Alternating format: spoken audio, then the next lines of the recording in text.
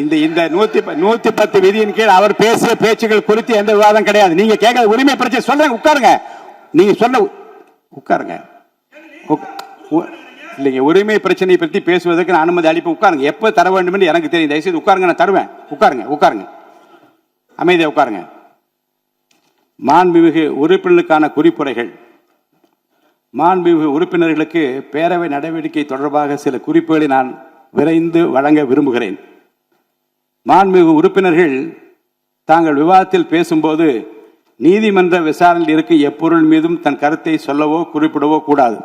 அப்படி சொன்ன காரணத்தினால்தான் மதுரையை சார்ந்த அந்த உறுப்பினர் பேசிய பேச்சுகள் அவை குறிப்பில் நீக்க வேண்டும் என்று கேட்டீர்கள். நான் ஆய்வு செய்தேன், அது அவை குறிப்பில் நீக்கப்பட்டது. மேலும் உறுப்பினர் எவரையும் தனிப்பட்ட முறையில் முறையற்ற வார்த்தைகளால் தாக்கி பேசவும் கூடாது.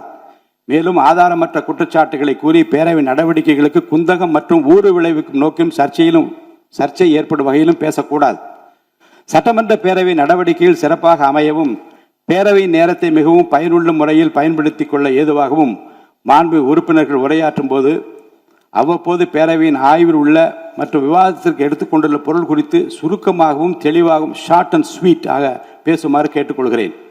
மாண்பு உறுப்பினர்கள் தாங்கள் பேசும்போது தொகுதி உள்ள மிகவும் முக்கியத்துவம் வாய்ந்த பிரச்சனைகளை குறித்து தங்களது உரையில் கூறலாம். தொகுதி சார்ந்த பொதுவான கோரிக்கைகள் குறித்து என்னிடம் எழுதி கொடுத்தால் அவற்றை அவையில் தாங்கள் பேசியதாக அவை குறிப்பில் பதிவு செய்து தங்களது உரையில் சேர்த்து கொள்ளப்பட்டு அந்த உரையின் நகல் மாண்பு உறுப்பினர்களுக்கு அனுப்பி வைக்கப்படும் என்பதை தெரிவித்துக் கொள்கிறேன். அப்படி வந்தால் உரையில் நீங்கள் என்ன எழுதி கொடுக்கின்றீர்களோ அது உங்களுக்கு நீங்கள் பேசியதாகவே கருதி அந்த உரை உங்களுக்கு வழங்க. அப்புறம் நீங்கள் தொகுதிக்கு போகிற போது நமது சட்டமன்ற உறுப்பினர் என்னென்ன பேசினார் என்பது உங்கள் தொகுதியில் ஒரு புத்தகமாகவோ நோட்டீஸாக அடித்து மக்களுக்கு கொடுப்பதன் மூலமாக அவையில் நீங்கள் என்ன பேசினீர்கள் முழுமையாக என்பதை மக்கள் தெரிந்து கொள்ளும் ஒரு வாய்ப்பு ஏற்படும். அடுத்து மேலும் உறுப்பினர்களுக்கு மிகவும் முக்கியமான ஒரு குறிப்பு அளிக்க விரும்புகிறேன்.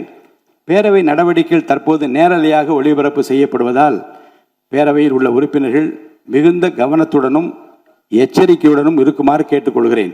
ஏனென்றால் கடந்த வெள்ளிக்கிழமை அன்று பேரவையில் சில உறுப்பினர்கள் அவையில் உள்ள மற்ற உறுப்பினர்களை கேலி செய்யும் வகையில் செய்த முகபாவனைகள் மற்றும் சைகை மொழிகள் பேசியவை கடந்த 2 நாட்களாக சமூக வலைதளங்களில் ஊடகங்களிலும் வேகமாக பரவி வருகிறது. இது சட்டமன்ற பேரவையின் மாண்பையும் கண்ணியத்தையும் குறைக்கும் வகையிலான செயலாகும்.